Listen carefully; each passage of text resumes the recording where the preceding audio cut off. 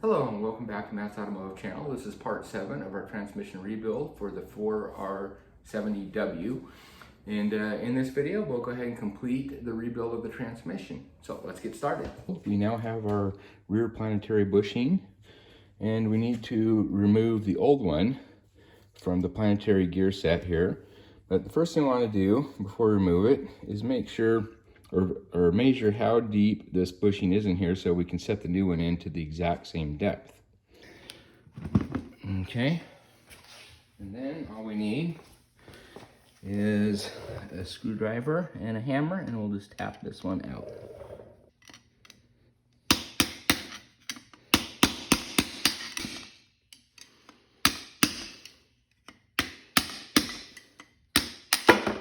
There we go. Let's go ahead and tap the new one in now. We'll just get it started here by lightly tapping it around until it seats in there. I'm going to start with using a seal driver because this is a soft metal. Hopefully this is softer than this bushing. I don't want to mushroom anything out on the edge here since this inner diameter is very important. So I'll tap it down with this and get it flush, and then I'll go ahead and tap it in the extra 45 thousandths with this.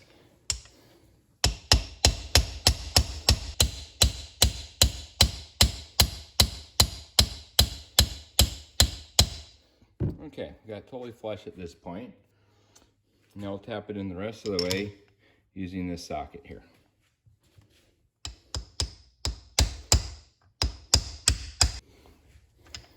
All right, and then we'll just keep tapping it in bit by bit. And then we'll check the depth again until it matches the old one. Make sure that it's the same all the way around. And then once you're confident that's in there into the proper depth, we'll test fit. And the last time with the old one, we had this thing would rock back and forth quite a bit, and now you can see, you can push on it, and it's nice and tight, nice and snug like it should be. So there we go, perfect. Now let's place the planetary gear set back into the hub.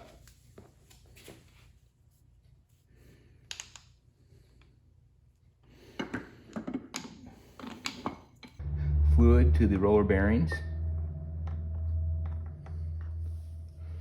Now we'll reinstall the center support.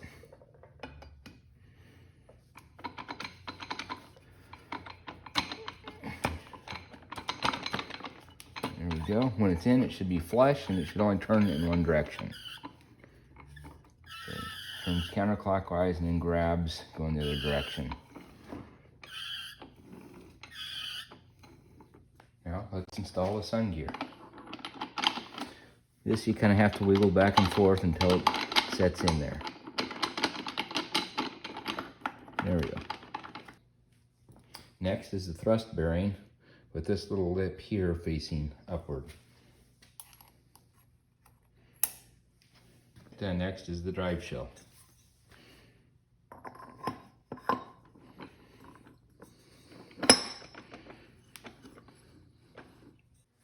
Next, install the thrust bearing with this little lip here down. Then the hub can fit on top of that thrust bearing, like so.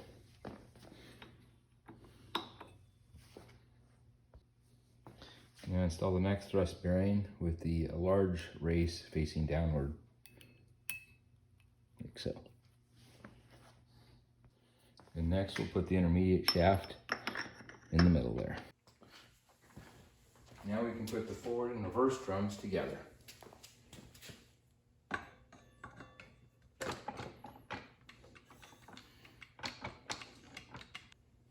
All right, I'm going to take this forward assembly back off. I think we need to line up the clutch plates first before we do this. All right, so let's take this assembly off here. And remember, there should be a thrust washer here as well. In fact, we'll take that off right now.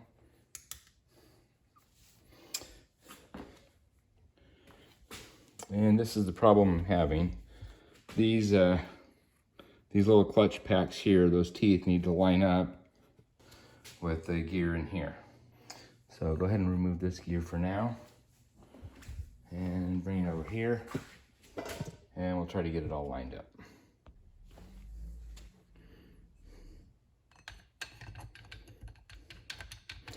Just kind of push and then twist back and forth until they all seat in. There we go. And you can see that we're in as far as it's going to go because this inner hub here is against that thrust bearing. Okay, so now we can go ahead and pull her back out. Okay, again, make sure your thrust bearing's there. And then it rides nice and smoothly on there. Center portion of the hub is going to ride on this thrust bearing. So now everything's lined up, so hopefully it should just fit right on.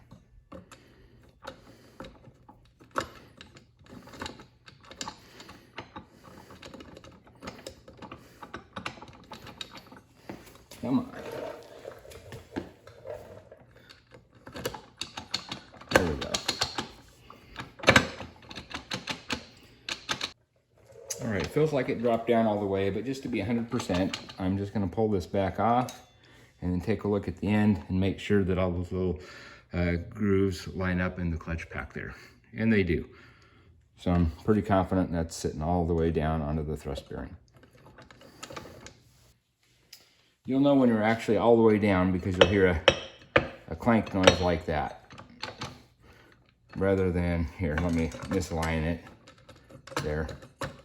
Hear the difference between that and that solid metal clank noise when it's fully seated.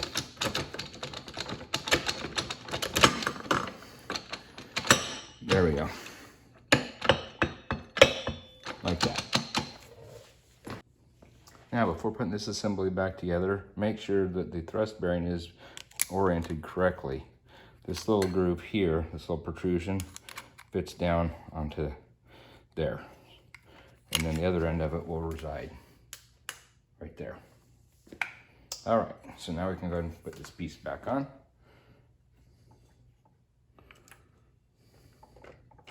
You'll know when it's fully seated because, let's see.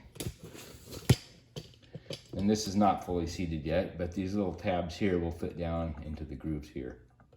And you can see where they resided before because there's a little indentation on the side. So anyway, we'll keep working on this until we get that fully seated. All right, a little bit more playing around, then it's down. Okay, so this assembly is fully together. All right, the next thing to go on would be the pump itself, which fits down onto this shaft here.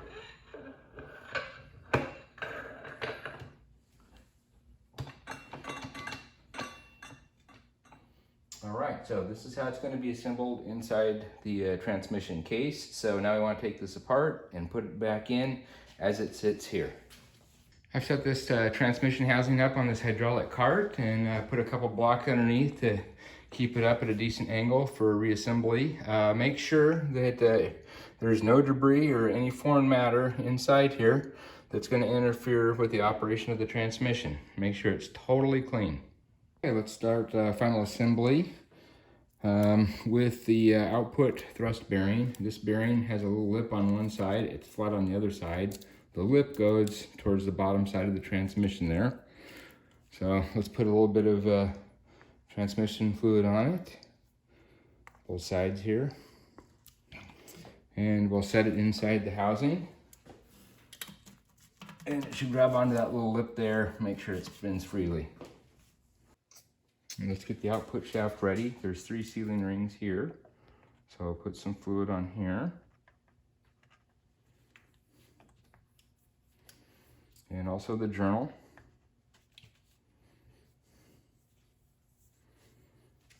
And on the sealing rings in here.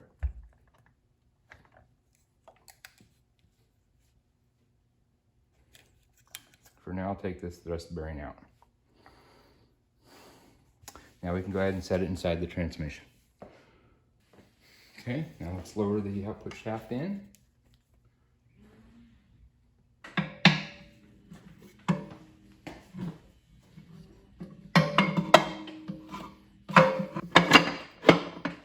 we go.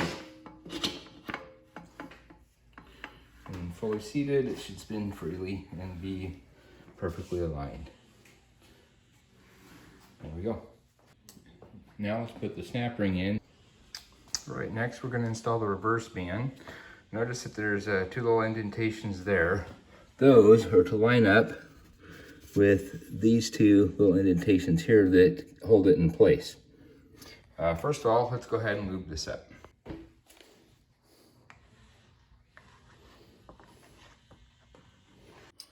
I just noticed while lubing up this reverse band that it has some damage. I did not notice before, but there's a little chunk missing here. I wonder if this could potentially be the root cause of the problem with the sun gears getting damaged and the planetary gears. If a chunk of this came off and then somehow got itself lodged in between the gears. So anyway, again, I'm gonna have to halt this project and order another one of these bands, and we'll resume at that point.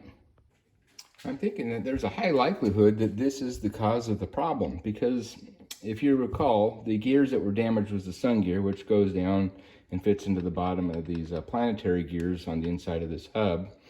And we also had damage to the teeth here.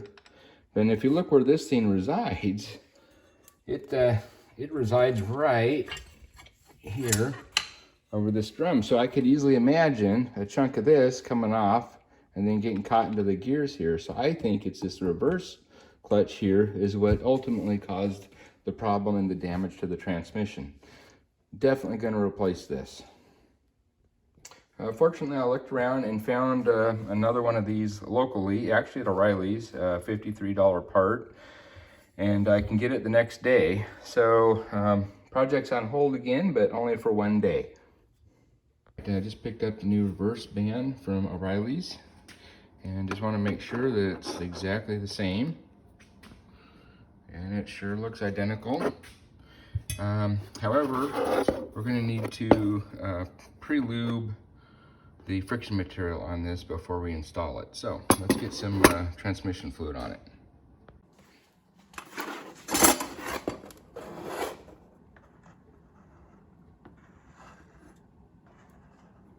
This friction material absorbed a lot of this fluid, so I had to kind of go around multiple times.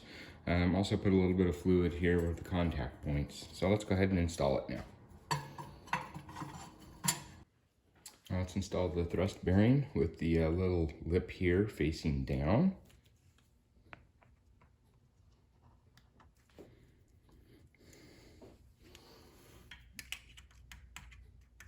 You know if you have it on the right way because the little lip there will catch the edge.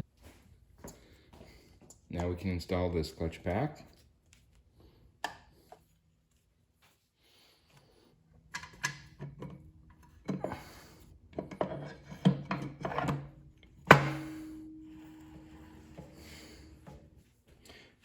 Now let's prepare the planetary gear system for installation. We're going to want to start by lubing up all the races, bearings, and the gears.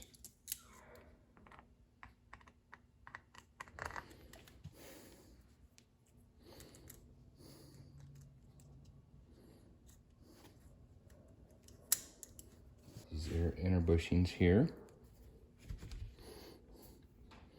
and along with the gears.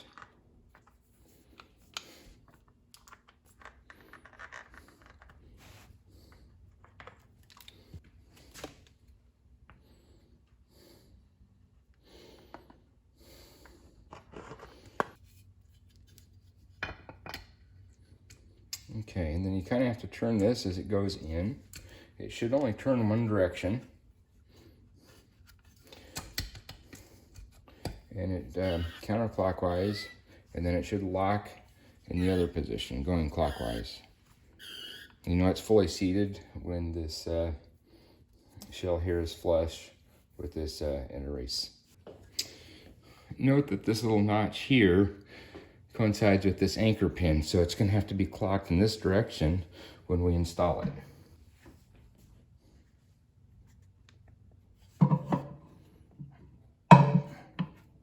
We'll have to twist it back and forth, it falls in. And then also on the output shaft, you have to spin it so these splines line up. And this should pop in. There we go. And still not far enough because the little slot for the snap ring is not showing, so this needs to go down further yet. All right, after moving it around a little bit more, it finally clicked in, and you can tell because this support is now below the groove for the snap ring. Next is this silencer spring, and it goes in over on this side where this wider gap is. Now let's go ahead and tap the spring in just below the snap ring groove.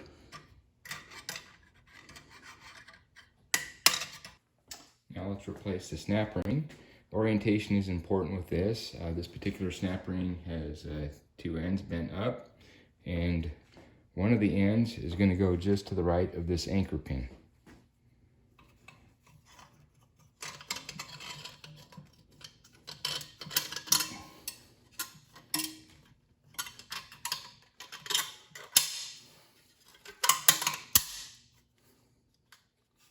Just like so. Next we can put the sun gear in, but be sure to lube up the thrust bearing and also the journal.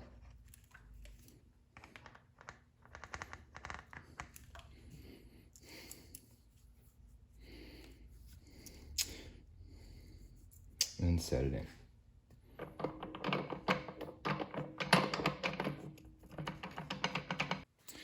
Now let's go ahead and put the drive shell in. Again, lube up the journal and the gears.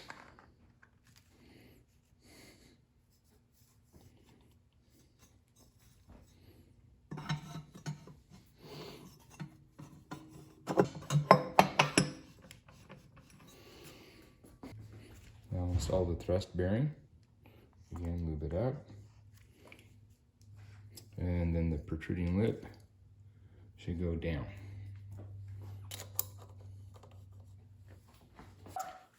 Now let's go ahead and set the hub in place.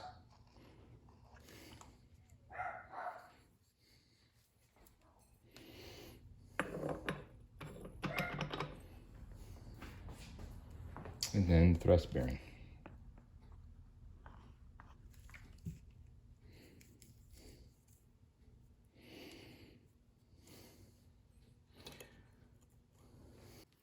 Next is the intermediate shaft.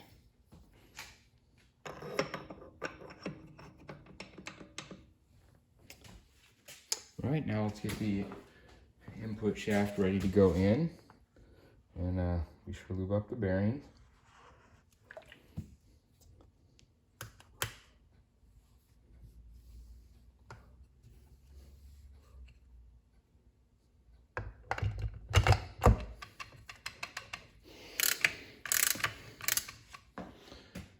Now we can go ahead and lower in the input shaft.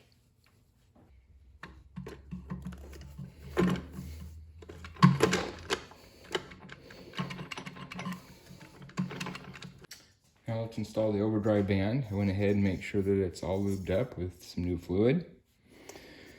And it'll be clocked this way with this anchor pin here. Should go right against this little notch here.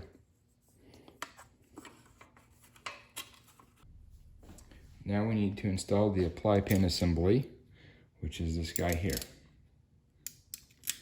And this pin here is going to come through the valve body side and then make contact with this overdrive band right here. So let's start by lubricating the pin and the bore.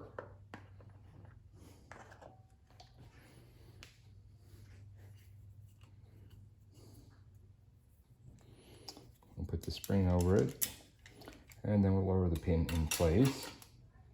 All right, working at this angle doesn't allow the spring to sit in there properly, so I'm going to lay this flatter to eliminate that issue.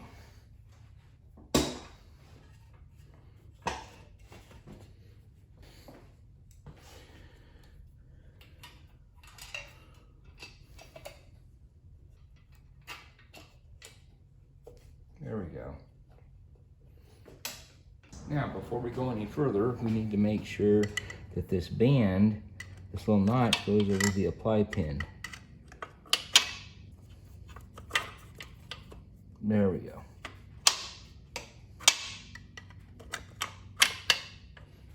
There, so now you can see when I push on the pin, it moves the overdrive band. Now we can reuse the special tool that we used to compress the spring before, so we can get the snap ring in. Okay, now let's go ahead and put the snap ring in.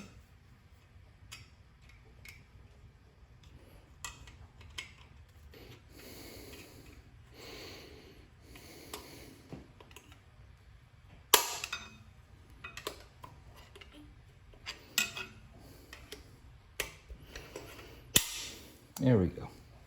Okay, with the snap ring back in and the tool removed, let's make sure that the apply pin is still engaged with the overdrive band. And it is. Okay, let's get our clutch pack out and start with the thick steel. This will go in first. All right, this beveled edge here will be facing downward. And notice the asymmetry here. It can only be installed one way.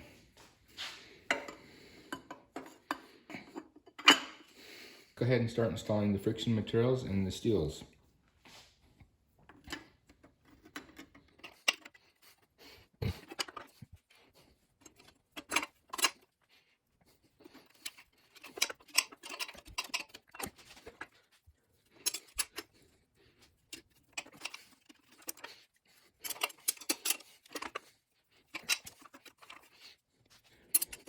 And the final one will be a steel. Now we can reinstall the little metal clip. And the way this is inserted is with the point going down, the curve going towards the bell housing, and the flat side going to the plates. And it would go in this location right here.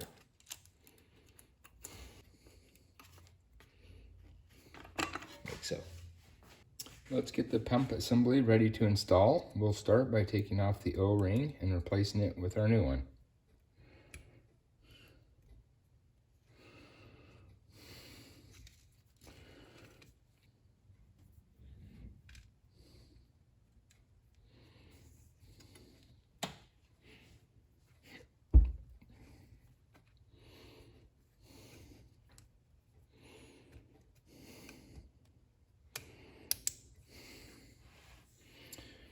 And then let's apply some trans fluid to it.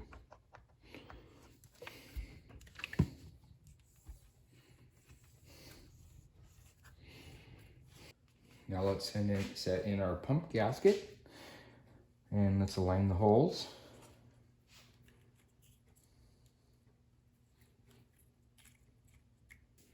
All right, for one last time, let's go ahead and hit all the seals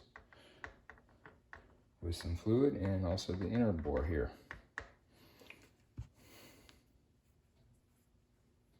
And make sure that your plastic insert is here.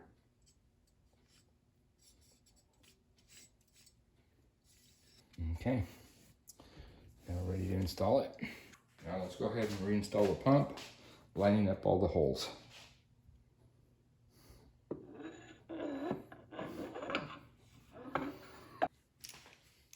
Now in a crisscross pattern, we'll just slowly start tightening these bolts down until the pump is fully seated. Once we have all the bolts in snug, we'll go ahead and torque these down using an inch-pound torque wrench to 220 inch-pounds.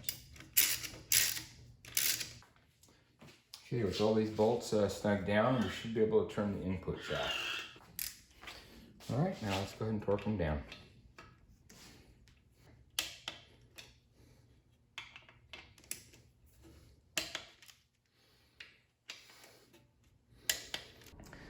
Before we go any further, let's check the input shaft for acceptable end play. The acceptable end play for this is 15 thousandths to 60 thousandths. So I got the dial indicator set up here. We'll just pull the shaft out and push it in.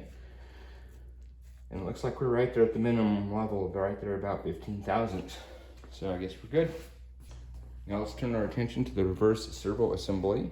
We'll check to make sure that the pin will make contact with the band lug. So it should have a little bit of a return there. push down, it should come back up, so it is. All right, let's start by putting some transmission fluid around the side of the bore here.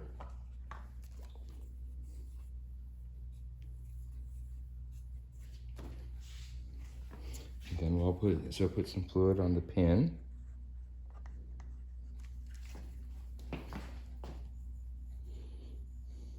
And also around the seal.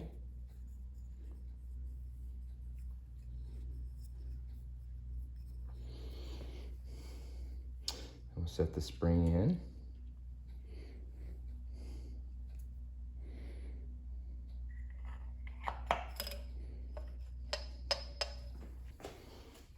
All right, now we'll install the cover. I'll put a little bit of trans fluid around the seal.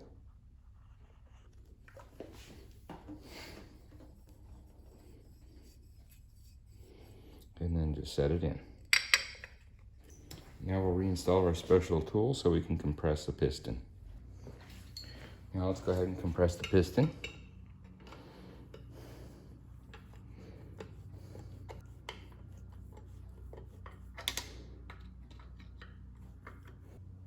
Now we can install the snap ring.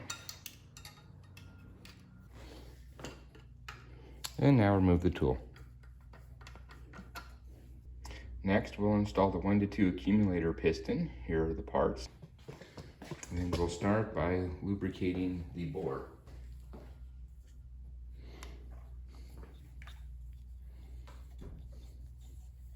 Then we'll place the large spring into the bore. And we'll put fluid on the piston.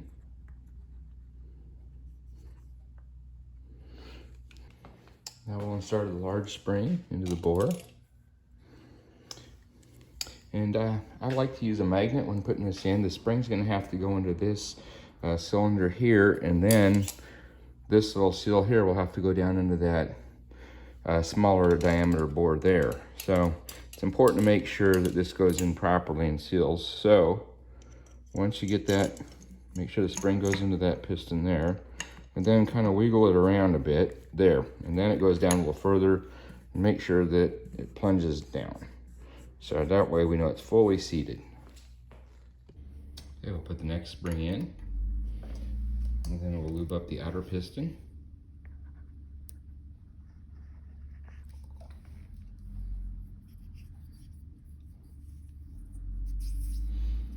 And set it in. Now let's reinstall our special tool to compress the spring and put this unit in.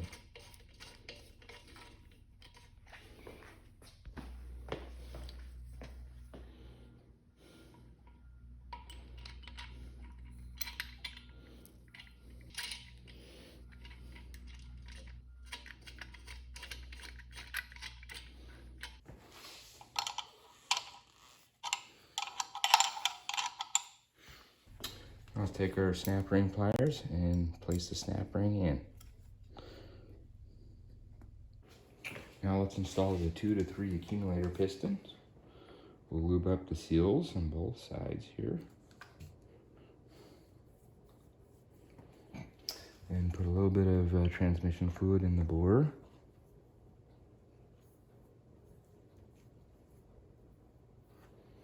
And set the piston in.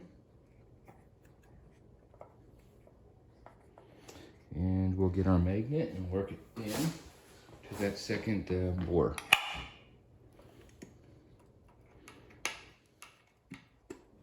There we go. Okay, and insert the spring and then the cap.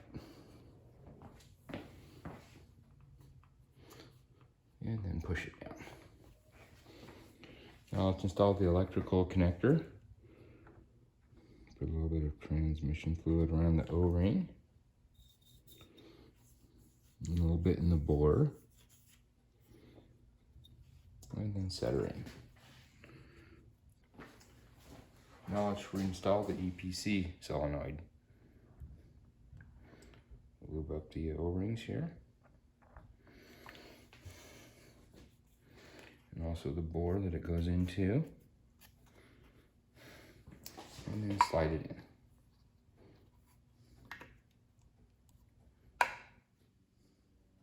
like so. Now we'll start to replace the selector shaft assembly, but first let's replace this little seal.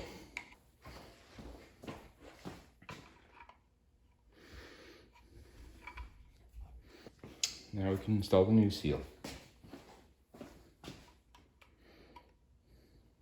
And after cleaning up this cylinder, we can install the new seal. Now we'll fully seat it using a socket of the same diameter and just lightly tap it. Next, install the shaft.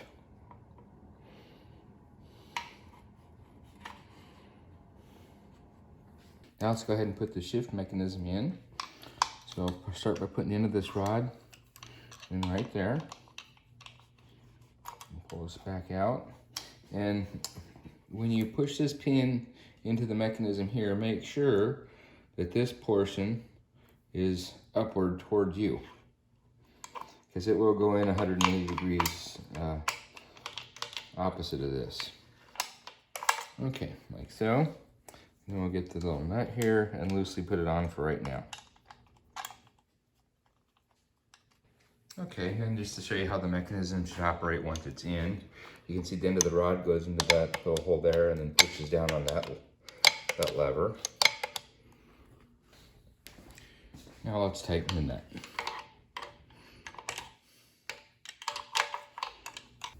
Now let's reinstall the roll pin.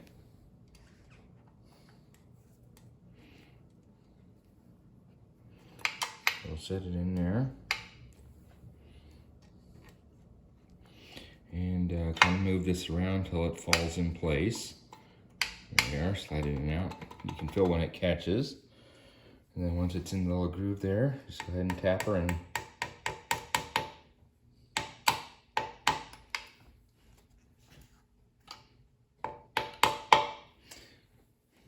then leave a little bit hanging out in case it ever needs to be removed again. Now we'll reinstall the case filter. Set her in like that.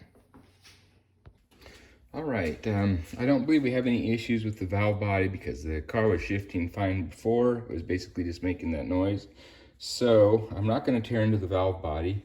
The assumption is everything here is fine. So let's go ahead and remove this old gasket and replace it with a new one.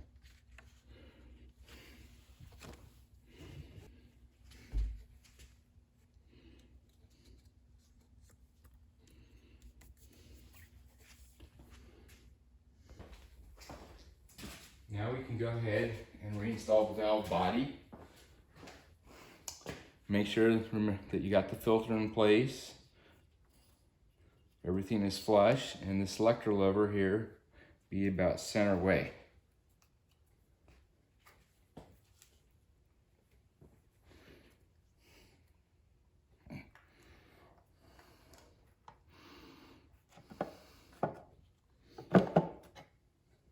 There we go.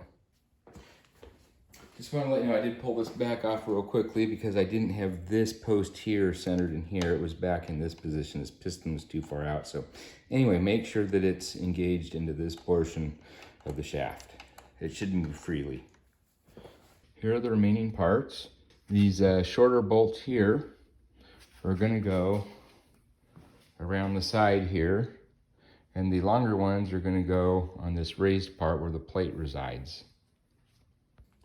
All right, let's go ahead and start by installing these shorter bolts.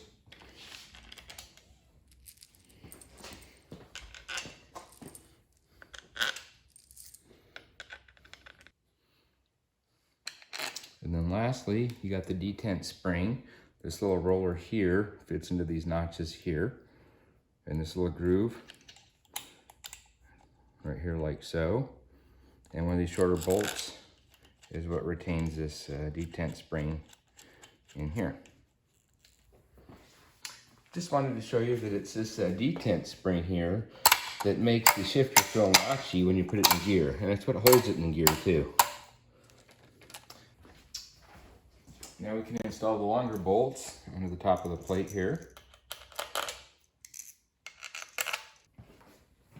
All right, and this last bolt retains this bracket that goes down inside here and holds the EPC solenoid in place. Like so. Now we can go ahead and torque all of the bolts that we installed here, the 8mm bolts, to 90 inch-pounds.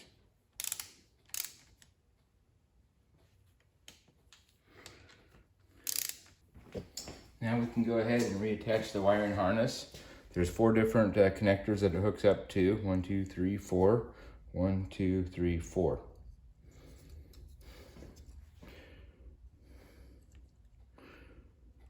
Should go ahead and line them up.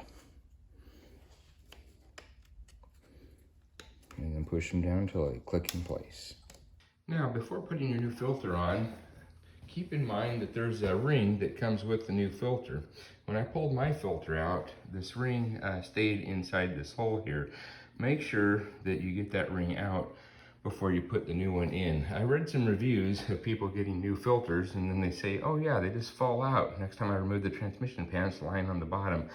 My guess is that when they pulled the old one out, that was still inside, and then of course the new filter comes with a new one, so obviously it's not going to go in all the way. So anyway, be careful, be sure that you remove the old one completely and that the new filter has a new ring on it.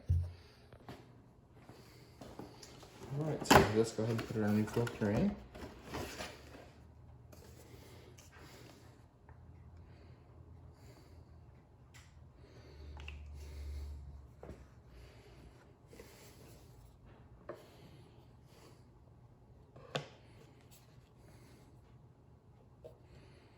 Now we're ready to reinstall the oil pan. Get it all cleaned up, clean up the magnet, and remember to put your magnet back. This kind of gasket is a reusable type gasket. If you don't have this type, then you'll have to replace it probably with a quart gasket. Now we can go take it over the transmission and assemble it. Now let's reinstall our old gasket. And reinstall the oil pan.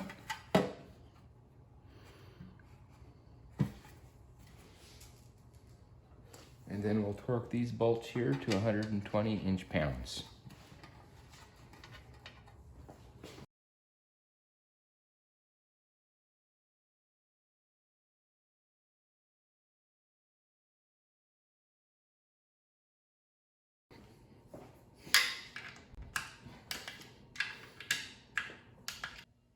Now let's install the gear indicator mechanism.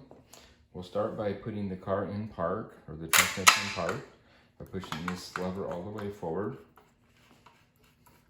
And then turn the tail shaft to make sure that it locks in place. There we go. And then move this 2 clicks back, which would be neutral. There's reverse, neutral. Now that it's neutral, we can put the mechanism on. There's little notches here that coincide here. So just kind of lightly rotate it until it moves on. And then if you look real close here, you'll see a line here. It says neutral, and what you need to do is clock it so the neutral line and that line are lined up. And now it's indexed correctly. Now we can install the bolts and then just snug it down.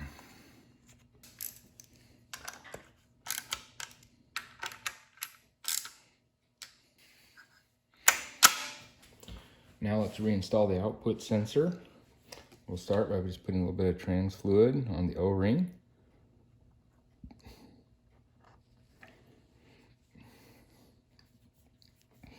And then a little bit inside the hole here. And then we'll just slide it in. And then tighten the bolt down.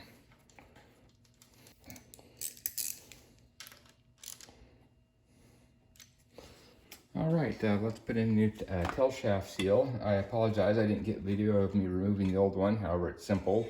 Just put something in and just pry it out.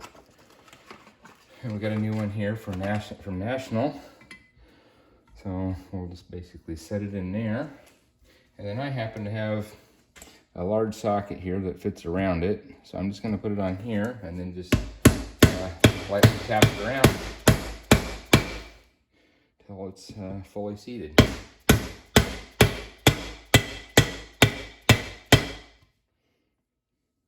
And there we go. All that's remaining at this point is to reinstall our tail shaft housing and put on your new gasket.